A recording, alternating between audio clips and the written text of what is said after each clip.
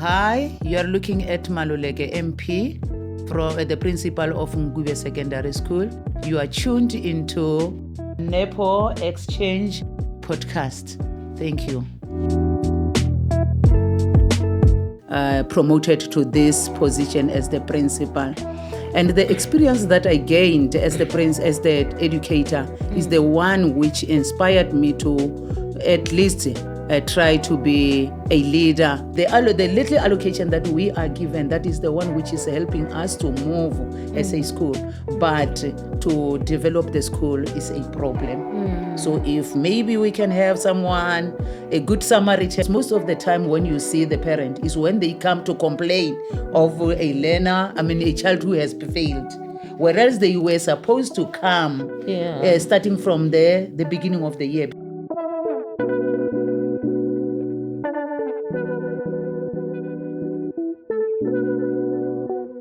Welcome to a very special episode of the NepoXchange Podcast. As we can see, today we are in a different location. Very special to me. I'm your host, Nkube. So today is our Mandela Day special, and the most important thing for us as Nepoworx is education. And I want to actually start with this great quote from Nelson Mandela that says, "Education is the most powerful weapon which you can use to change the world." And so today we are proud to be in Limpopo at my former high school with the principal, Mrs. MP Maluleke, who will be chatting to us about this very special day in terms of what we're doing as Nepoworx.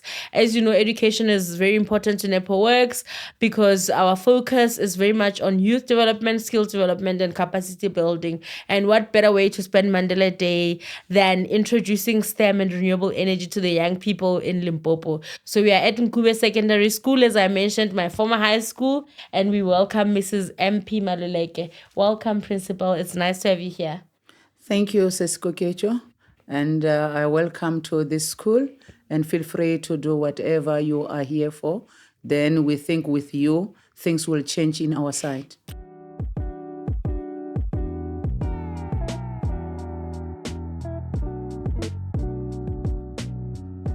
Thank you so much for having us, and we are happy that you believe in the power of Nepoworx. I think the most important thing for us is collaboration. So making sure that we, go to ground levels, go to our schools. And I think coming here today is such an amazing feeling for us to just obviously be able to interact with the kids, with you as well as the principal, and then the kids, the teachers as well. So we hope that our audience today do sit back and enjoy the special episode, as we think it will be of great knowledge. We'll also be getting to know the principal, but also getting to know some of the challenges that schools like Nkube Secondary, which even with all the adversities has been able to get 100% pass. So I just obviously want to delve in with the principal to obviously understand her journey, as well as the school's challenges and some of the great wins as well. So we're going to start it nicely still, as we do with all our episodes. We're going to start it with an icebreaker called This or That. So we're only going to do that fun one today. So I'll be asking you the two options. I'll be giving you two options, Principal, and then you'll choose one. So we're going to start nicely now. And then, are you ready? Yes. Okay, cool. All right. So the first question is, do you prefer early mornings or late nights? Early mornings. All right. Okay. Do you like waking up quite early to get in your work? Yes.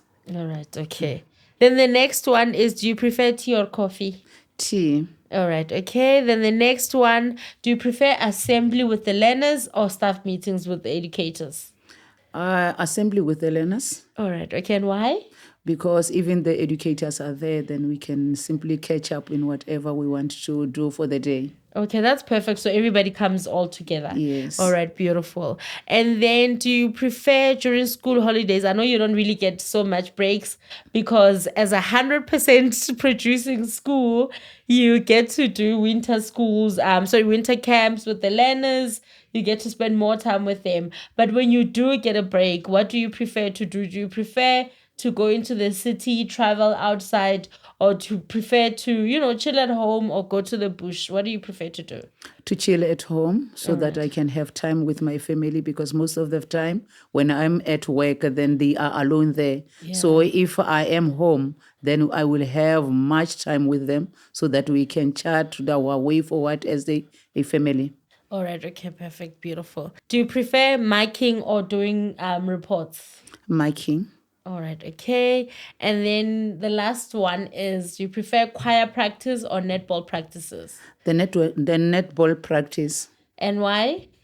Most of the time we find ourselves in class doing academics. Alright. And so with netball is whereby we will even have the time to exercise, and even learners will exercise to open their minds so that when they get back to classes, then they are ready for the education. Beautiful. That is great. So now we're gonna go into the more serious stuff, and I think I just want to take it back a bit. Before we start talking about the school, I want to speak about you as an award-winning principal who's been able to bring in more awards, but also achieve 100% mark after it is. The last time I think we achieved 100% mark at Nkube was in the 1980s. So how does it feel, I think, for you, first of all, just to take us through your journey, and then obviously tell us how it feels to have chosen education and to see some of those fulfilling achievements come to life? Maybe to share with you what brought me here. Before I come here, I have been a learner at Alfred B. Makapani, that is Mosesejan, but it also falls under Limpopo and Mogalakwena district. And then from there, I went to further my studies in Mokopane College of Education. That was from 1988 to 1990. And then I started teaching in 1991 at the secondary school called Makhenene, and where I worked for more than 20 years. Okay. And after 20 years, more than 20 years, and then I got my first promotion as the departmental head. And then I worked as SCOBA for 6 years. And thereafter, then is when I was promoted to this position as the principal. And the experience that I gained as the educator is the one which inspired me to at least try to be a leader, not to be led as I used to be. And then I told myself that whenever I will be given the opportunity to lead the school, I want to make the school the better school than the schools that I was working at. Okay. Because ever since I started working, there is no school which I worked under obtained 100%. I'm the one who obtained 100%, and even in this school, the history is telling me that they have never obtained 100%, but they had good results, but 90. Going above 90, it was a problem. That is true. So now, being here, I think with the grace of God, we managed to obtain more than 90, and then last year we were at 100%, and we are looking forward to maintain our 100%. We are not ready to go back, and with that, I think with the support of the community, the support of the learner parents, then, or maybe let me just say stakeholders, all the stakeholders, I think we can maintain it. Absolutely. And we are also praying God that He help us obtain that. Absolutely. So I can definitely confirm that during my time as a matriculant, as embarrassing as it is, we were always around the 60%. So it was never close to 90 and 100. So speaking of leadership, you spoke quite nicely about leadership and how all the schools you led, you were able to achieve 100%. So because most of the schools you work at, or the current one, is in the rural areas, what are some of the challenges that you have faced? Most of those challenges, the issue of parents not being supportive to their children. And the other one is the issue of burglary. As you can see, our school is isolated, and then being in the bushes, people are taking advantage of that matter. So each and every year we are experiencing burglary. And except the issue of burglary, the resources are the problem in our schools. We are working, as much as we are working, we are lacking some of the resources which are supposed to be used. Okay. I think in this time of our living, people are using the whiteboards, they are using technology, which we don't have. And I think one day I want to see this school maybe having the tablets or using the gadgets, the technology gadgets, which will help them to enhance their education. Because without that, I don't think it will be good for them to compete to compete globally. Because my wish is that one day I see one of our learners, or even more than one, being able to compete with the global, and then that one will make me very happy, because that is what we are looking for. As a school, we are striving for excellence. And then if learners are getting the matric certificate and they don't go anywhere, they become around here, they idle, then it gives us a problem. Because some of the things which are happening, lack of these resources, are the ones which make our learners not to have confidence to face their life. So we want these learners to be able to face their life on their own. 100%. So you touched on quite a few things, and I want to try and see if I can go back to some of them. Okay. I think from what I'm hearing and what I love is that you have so many goals for the school.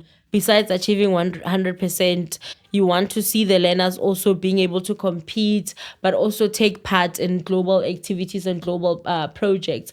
And I think that's one of the things that we are passionate about also at Nepoworx, to see young people, at center stage, but also taking up space, especially for us in the renewable energy space. So I just want to go back. You mentioned technology as one of the lack of resources. What other resources would you say stand out that the learners or that the school doesn't have?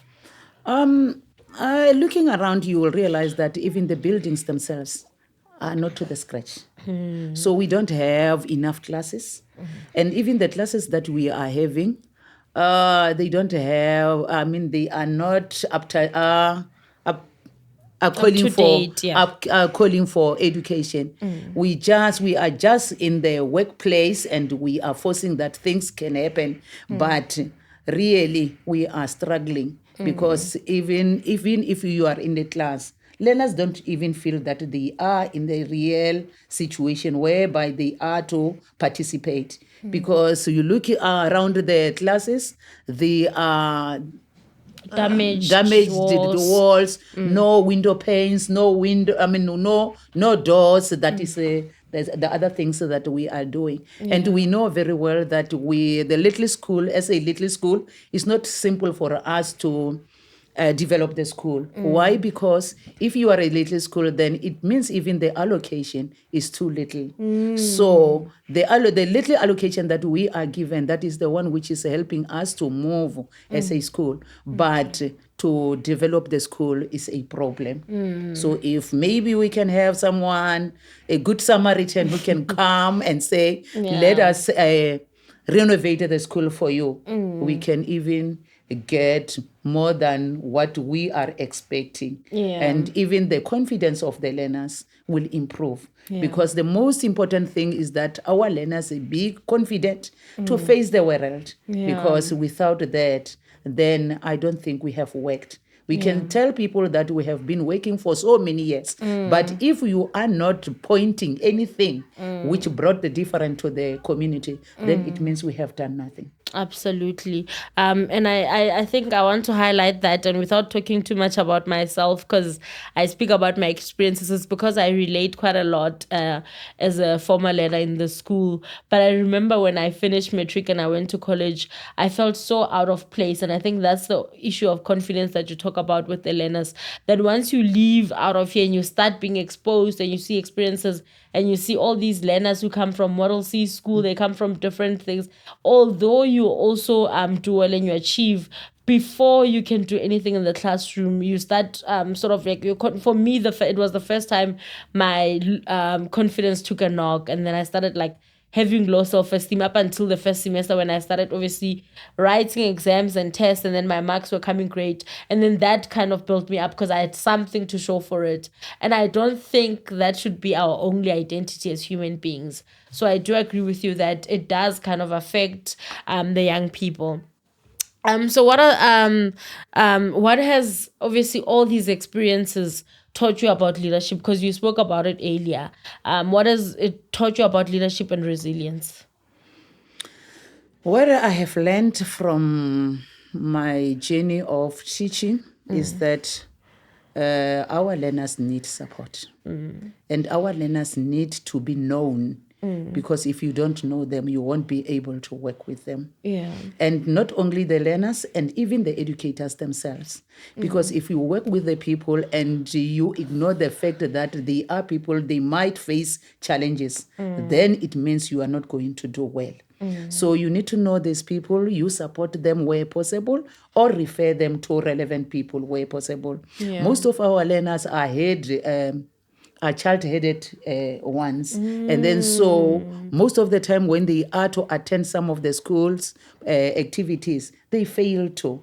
And even coming to school in time, it is a problem. So as a leader, you need to have a strategy to mitigate that.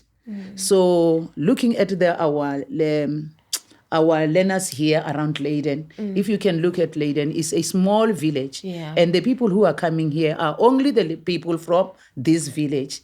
But the issue of punctuality is a problem. So instead of saying, okay, we start at 8 o'clock, then we said, if we want them at 8 o'clock, they will arrive at 9 o'clock. So why do we call them to come at 6:45? And then knowing that by 7 o'clock, all of them will be around. And it will be simpler for us to continue. And the other thing is that learners from the village, most of them are unable to write the activities if they are given homeworks. So we said, okay, if they are failing to do this, what can we mitigate this? Then we said, no, it's fine. Let them be at school until 5 o'clock, starting from grade 8. And being around here, they are even able to go to the educators to request for assistance whereby they need it. Because if they are at home, sometimes we say they don't write, only to find that there is no one who can help them with their work. Yeah. So what we do is that we keep them here and then we ask them if they need assistance and then we give it to them. And that is the one which is helping us. I really like that. And I think for me, it highlights the dedication that both you and the educators of the school have, but to also then be able to collaborate and assist these learners. You mentioned that one of the challenges, and I think it's also part of now what you're just talking about in terms of child-headed homes, you mentioned that one of the challenges is that parents are not supportive enough. So what is it that we can do, like as a community and as parents, what is it that parents can do to support their kids better, support the school, ensure that they show up in a way that will assist the learners, but also help develop the school and make it a better center for education? I think if each and every parent can be there for their parents, their learners, their children actually, and then they become worried of what is taking place at school, because most of the time when you see the parent is when they come to complain of a learner, a child who has failed. Whereas they were supposed to come starting from the beginning of the year, because a learner who fails The failing is not starting by the end of the year or in fourth term, but it starts with the beginning of the year. So each and every quarter we are dishing out the reports. Most of the parents. They are even failing to come and collect their report cards. So that in itself is the discouragement to these young ones, because they know that even if I can do well, even if I can fail, no one will notice that, because they are not going to collect my report cards. So they don't collect the report cards. When you call for a meeting, they don't turn up.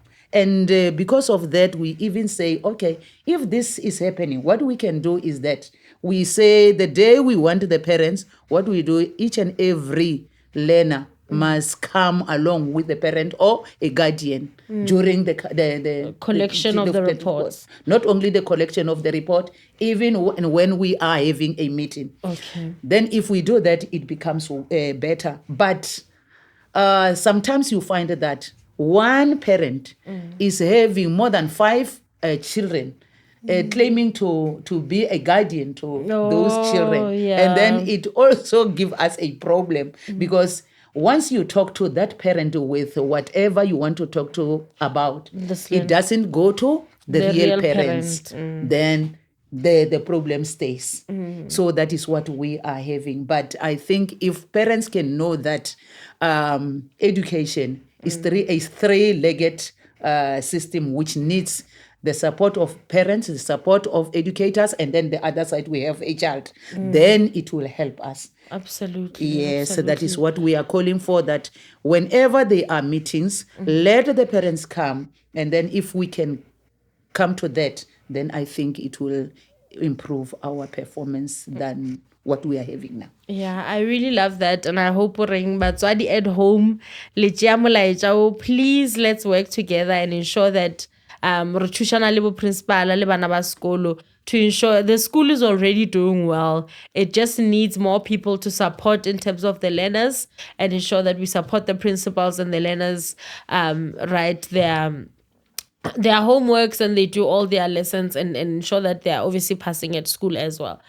So I have to touch on this because it is important, and I don't think we should skip this question, because we are leading up to Women's Month. Okay. So as a woman in leadership, how would you say, in terms of the responsibilities, in terms of being a role model for both the staff members and the learners, what has been some of the lessons, and what are some of the responsibilities that you have, especially just looking at yourself as a woman in leadership? I think you've been in leadership for quite a few years.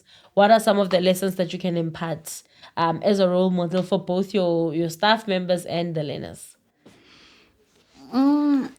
As a leader, a lady leader, it's not simple.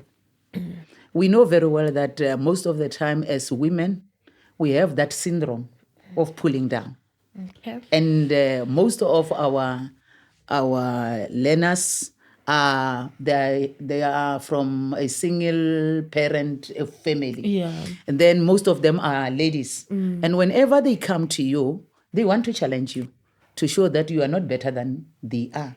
And even in a school, if you have educators, there are educators who are educated more than you are. And being like that, whenever you give instruction, sometimes they don't take the instruction. That is what and even the male ones, they still have that mentality of saying, we can't be led by a woman. Then whenever you give the instruction, sometimes they resist. They like to resisting but you have to make sure that whatever is there, you go with it, and you know the policies. Because the only thing which protect us, that are the policies. Because if you take the policies and put it here, then the person will know his stance. Because if you don't do that, then I'm telling you, you won't get it right. Yeah. So as learners, most of the time, you find myself around the learners so that I can talk to them, knowing that they must know that as a woman or as a lady, it doesn't mean that you are growing to be a better wife. You have something to do as a person. Yeah. And if you can do that, then you will live well. Because it's not simple some time and again, when you are looking for something, you go for somebody to help you with that. If you are having your own pocket, then you'll be able to do things. And I'm even encouraging them to take the lead. They must know that they can be leaders. And being a principal is not only the leadership that they can go for. There are so many things Absolutely. which they are to go for. And then I tell them that I have been an educator. And when I grew up, actually, I didn't want to be an educator. What was happening is I wanted to be a police officer. Okay. And I applied for that. All right.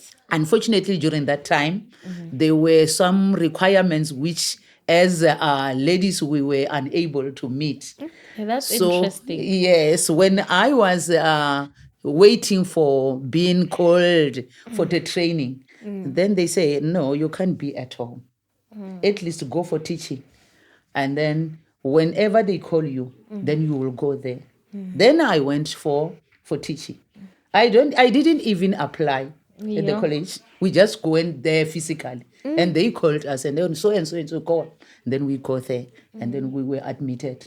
Okay, And that's then, amazing. Then when I started working, when I was in the middle of the year, then they said, you may come for training.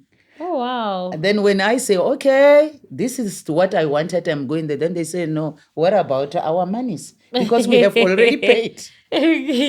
Then I said, okay, I will do your profession. And then thereafter I will go for what I want. Then they say, no problem. You may go for that. Then I really completed my training. And then after that, then I went for job. How is it to find money?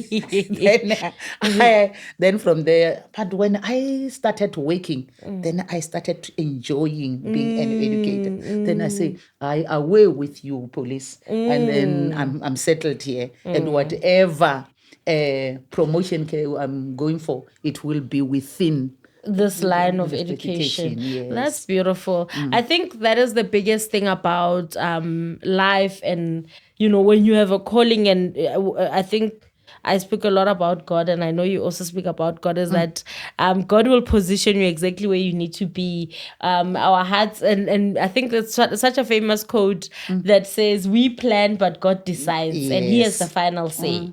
And it's always so great to see, because even with me, I wanted to do psychology. I got to college, and they're like, no, psychology is full, but we think you'd be great. I met a student advisor, and he said to me, I think you'd be great for public relations.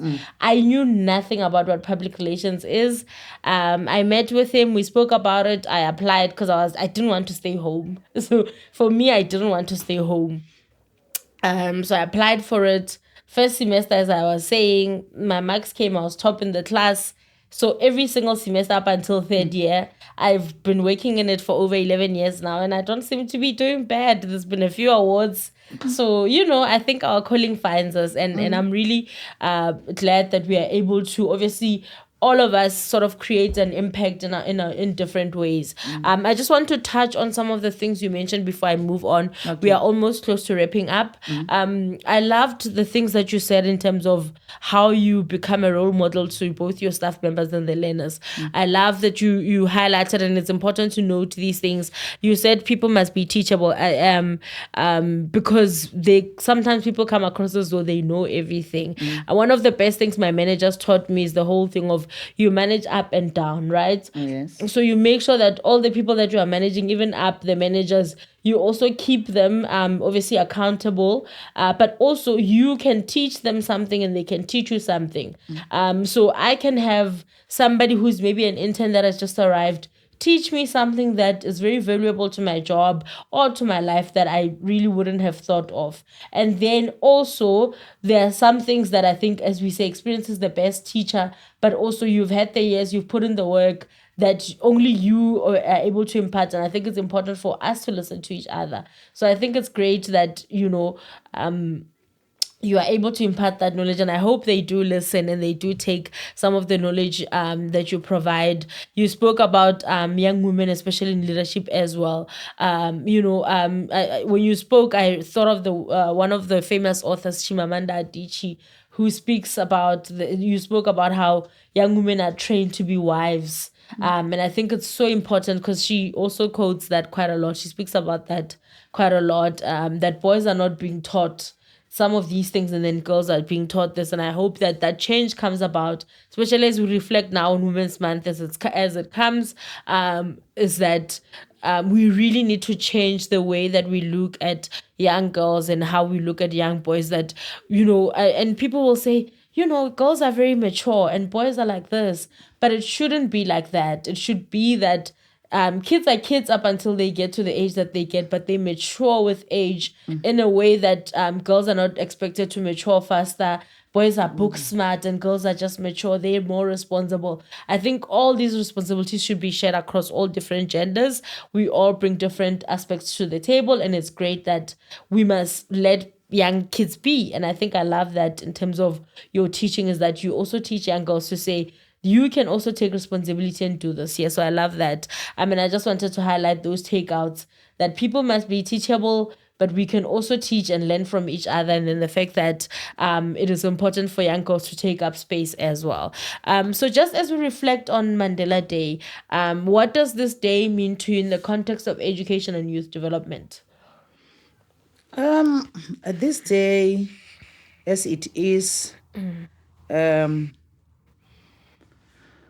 what can I say? It's a special day, not only in South Africa, but globally. And to us who schooled before 1994, we can notice the difference which is there. Because before this time, it was tough for us to go to school. You were expected to pay school fees. You were expected to pay examination fee, which you know nothing about it. I do not know anything about that. Yes, we were paying examination fee. And then the other thing is that you were supposed to buy each and every textbook which you are going to use, and even the exercise books. Only in varsity did we buy textbooks. In high school, I never had to buy. No, we bought everything when we were there. And then come Mandela, he sacrificed his life.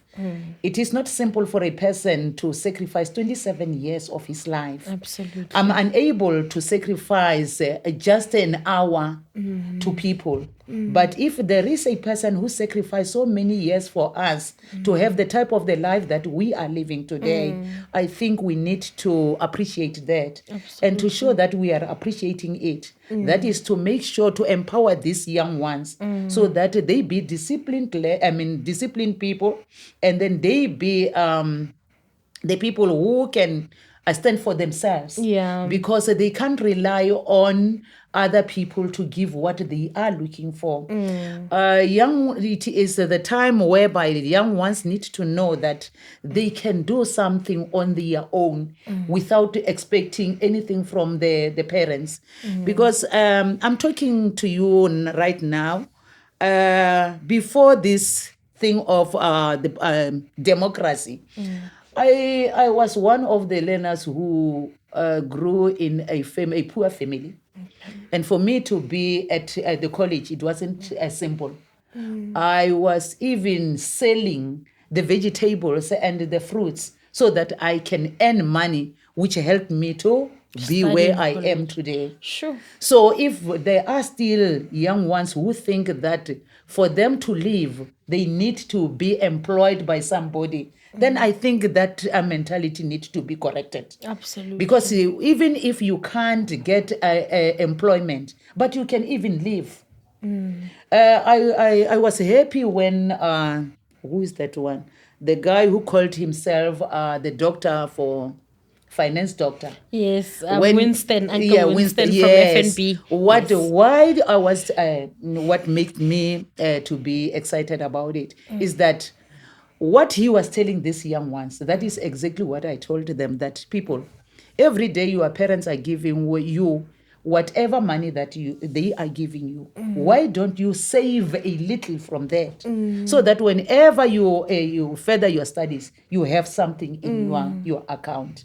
Because if you are given 100 rand, even if it is for a week, but within 2 days, it's exhausted. Absolutely. But if you do something for yourself, you prepare yourself.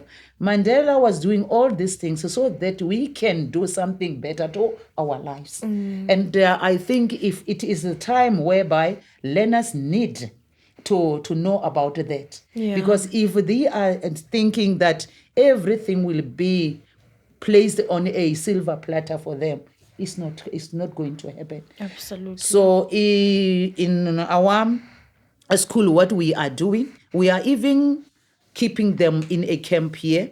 Most of the time we don't come for teaching. We tell them to do the work. They are just given the work and then they have to go for this. Why are we doing that? We are preparing themselves. We are preparing them for the furthering their studies, because if they go to the universities or tertiary level and they are not disciplined, they can't work on their own, then it's a problem. So we can't just say we have, they have to know that we don't just say we have the right to education. How did this right of education come? And this right of education you must know that it goes with the responsibility. And you need to cherish it. Yes. So if you are not responsible for your education, who is going to be responsible for your education? So I think whenever I talk of Rolling Hlahla Mandela, then I'm delighted. Very emotional and yes, happy, because most of the things changed.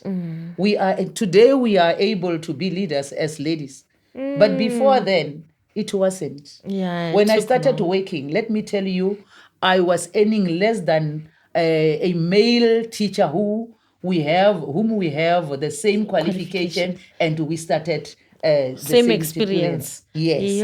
So it only changed after 1994. So many things has changed. And people are able to sit around the table and say what they want. But before, were you able to do that? No, it wasn't easy for our parents to negotiate. Many things, we are liberated. So many things has changed. Absolutely. And they are allowing us to get a better life. So that is what I think about whenever I think of this Nelson Mandela. Hero. Thank you so much. I think we are so grateful for obviously him and some of the other leaders that he worked with at that time. So when you look at today, it was such a great day of celebration. We had the likes of your FNB, Siemens Energy, brought to you by obviously Nepoworx here to introduce renewable energy to learners, but also to bring some of the practical experiments that the learners can do, because as you said that the school has limited resources. So how does it feel and how important is it for companies like Nepoworx to continue doing this thing of introducing renewable energy to schools, but also partnering with you to ensure that the learners get an opportunity to also be exposed to some of these experiences? I like that very much. Because being alone, we won't be able to get or to be empowered. By doing that, you are empowering our community. You are empowering us as the workers of this school. So I think if we can continue, or you continue being with us, then I think we will go far from where we are now. And really, we need your help. We need your support for the school to change. All right. Thank you. Okay, that is absolutely great. And what is your final message? It could be to the learners as well as the educators, but also maybe somebody else who's watching and wants to help the school as well. So you can do 3 messages. You can do 2, maybe one for the learners and the teachers, and then one that goes to somebody who's sitting there and wants to help, wants to provide for the school. What is it that you could say you need, and what is the last message that you have, and then we'll close. To our dearest learners, let's change from where we were and be better learners. Let us be disciplined. Let us be there for books. Let us forget about all what we are doing, because we know that most of our learners are going for, what do we call these vibes? And they forget that they are learners. Absolutely. If they can know that they are supposed to sit down and go through their books, and then I think we can go far. Absolutely. And with people who are watching at what we are saying here, as Nkube Secondary School, we are looking forth to have a brand. The school has no branding. You know, when you come here, you don't even notice that there is a school there. If we can have a branding there, if the school can be renovated, we are not asking much. We are not asking somebody to come and rebuild the school. Even if the school can be renovated so that it can be lookable, and the learners, when they are in, they realize that they are in school. And even having whoever can sponsor the issue of gadgets for us, then please make that for us. So that we can change the school.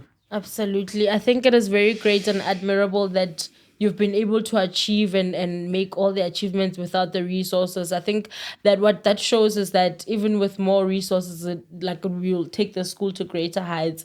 And it is very unfortunate, like you mentioned, that the learners have to, especially now in winter, learn in classes with no windows or doors. So we hope that one day there'll be opportunities and organizations that can empower that. And I think I speak for all of us at Nepoworx as well, that even with, you know, the bit that we can do as well in terms of making sure that we create an impact and we work together with you to make sure that the school propels. We hope that, you know, we can continue working together and obviously finding more opportunities to grow the school and also to develop not only this school but the different schools across South Africa and all the young learners. So I think each learner, one learner at a time, but obviously we'll make it do one school at a time as well, and we'll make it do. So thank you for your time, Principal. Continue doing the great work that you do, and we are so grateful for you. And we hope you have a great day and enjoy the last weekend before the schools open as well. And thank you to you, Cisco Kejo, and your team, because it's not simple to be chosen. And as a chosen school, then we are grateful. And keep on the good job that you are doing. With you, we will change, I'm telling you. Thank you. It's the 100% mark. We'll keep coming back as long as you get 100%. That one where we promise. Thank you. Okay. Thank you so much. Okay, to our viewers at home, thank you for watching this episode. We hope that you do make an impact, even if it's something as small as helping learners, mentoring learners. Do take a part. Ensure that you also provide access and more information. Do follow Nepoworx on all social media platforms, and also watch all the episodes of the NepoXchange podcast. Until next time, goodbye. Bye.